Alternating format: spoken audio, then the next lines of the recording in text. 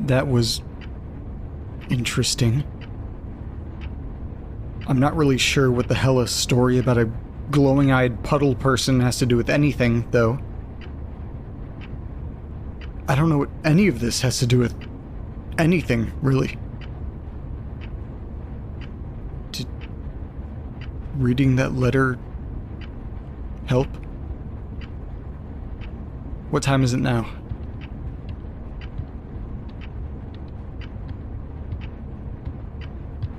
What the fuck? Why did that work? It's a little after 4 a.m. now. Reading the letter seems like it made time work again. What an absolutely normal thing. I should have known that would happen.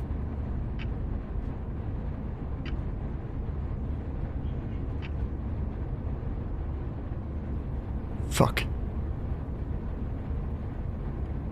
Fuck. Okay.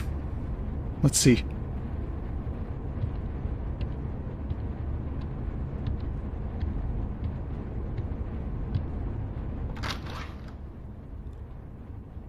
It looks like it's getting a little bit lighter outside, but it's still absolutely silent. Not enough?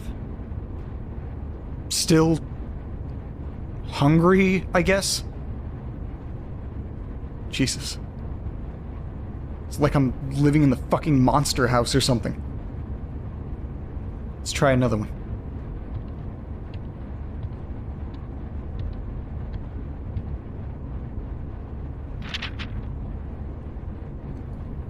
This one has no address again. I wonder why some of these don't have one. Strange. Okay. The signs have been all around us for decades. Centuries, even. The Black Death in the 14th century. The Spanish flu of 1918. The plague of Justinian in 541. Global warming. Water levels are rising at an unprecedented rate. The planet is poisoned and there's no medication or vaccination that could fix it. Well, I definitely didn't have creepy letter starts going anti-vaxxer on my bingo card tonight.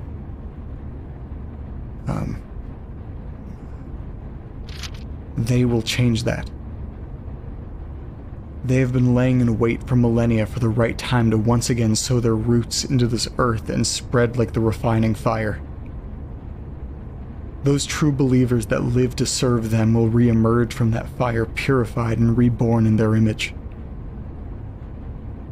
Only through them can there be balance.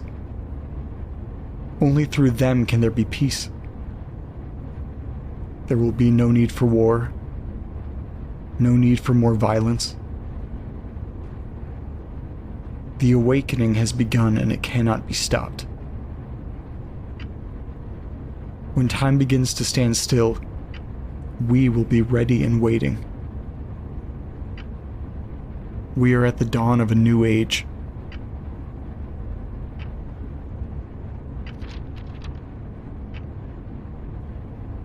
The awakening. What the fuck are they talking about? This letter didn't even really describe anything.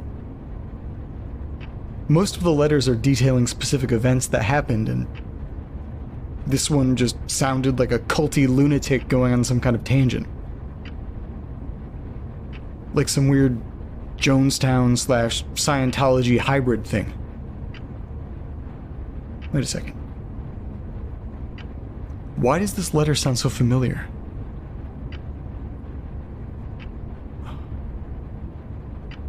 There was one from a while ago that sounded culty as hell. Where was that? I think I put it in a drawer in the kitchen or something. Give me a second.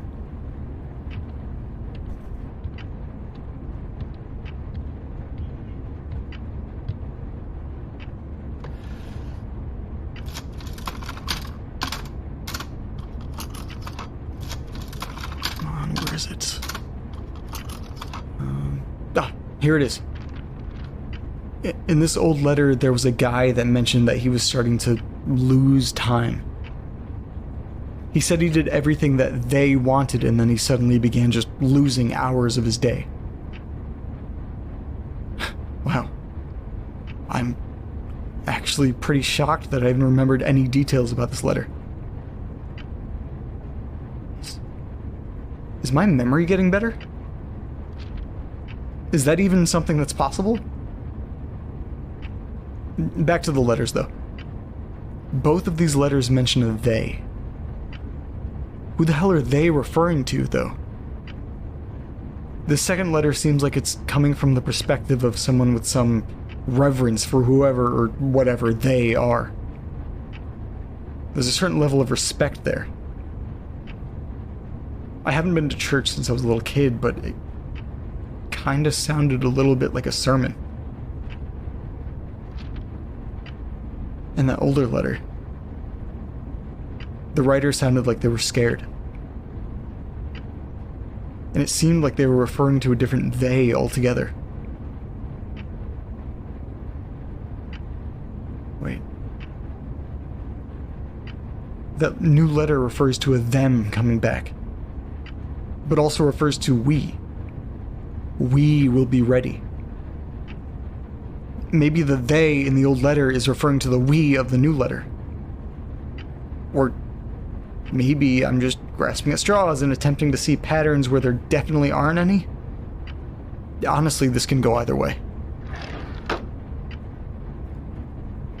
Maybe I'm just being over-analytical because it appears like this is the first time that a few of these letters seem like they actually go together. I always just thought these were just weird people with hyperactive imaginations writing in about things they made up in their heads that freaked them out. Well, I'm in a fucking house that I can't seem to actually leave, so I probably should have assumed it was something a little more weird than that. Speaking of...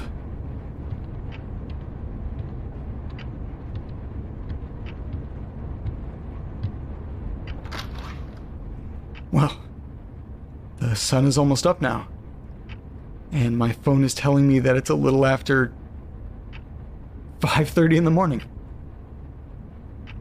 Still no animals running around, no cars on the street. You could hear a pin drop out there.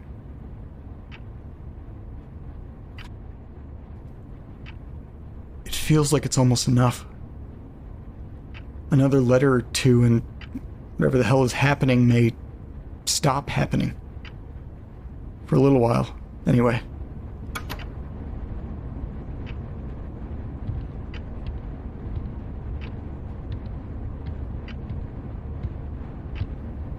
Okay.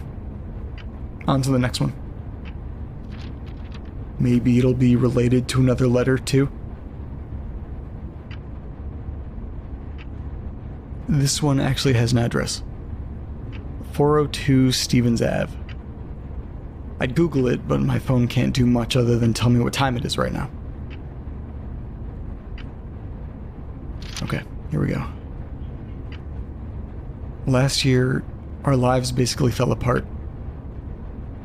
It was Christmas time. My family and I did the same thing we do every Christmas Eve. We went to my grandparents' house for dinner and to spend time with all of our cousins.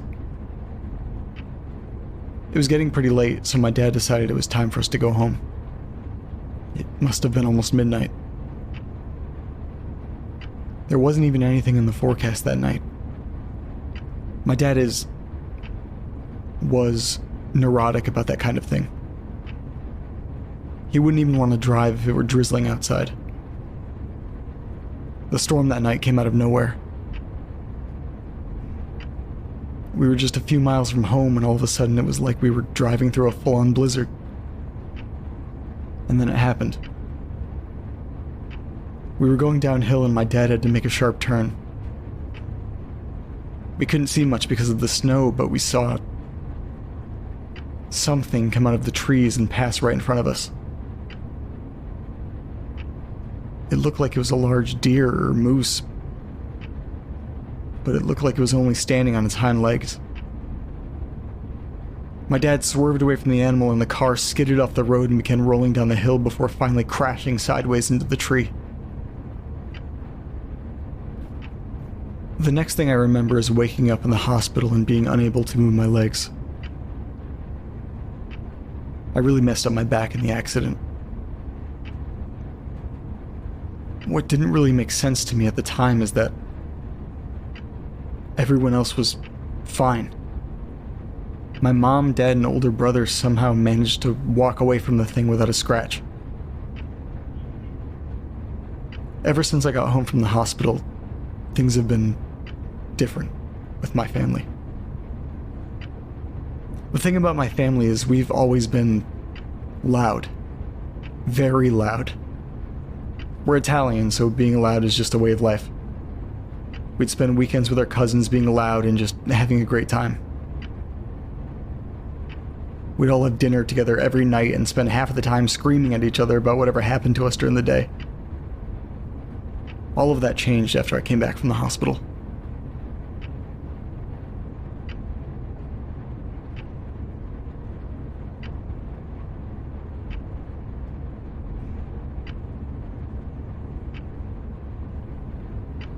If your daughter or sister gets into an accident and has to deal with a life-altering disability, wouldn't you go out of your way to make sure they're doing okay and comfortable when they get back home? Even for like a week.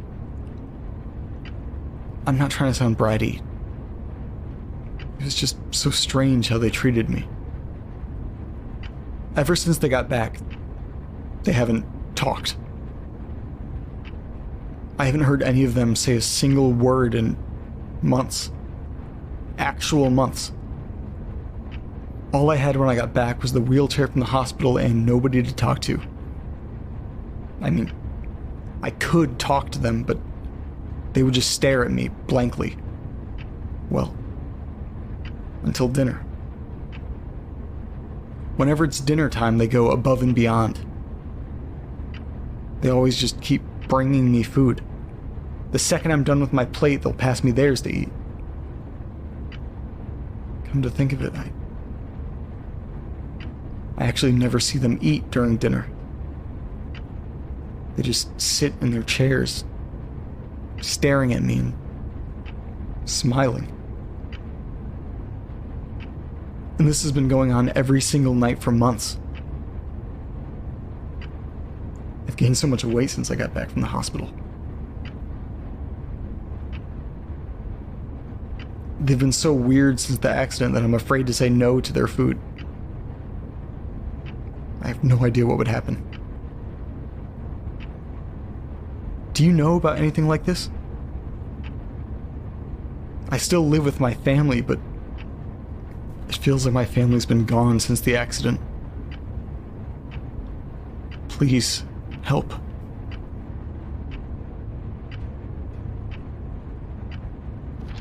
Jesus. Months without being able to talk to anyone in your own home. I couldn't even imagine that. That would be like if I didn't have all of you to talk to. That would be the worst.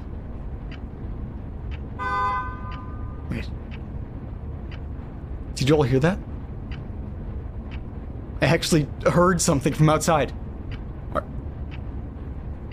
things normal now?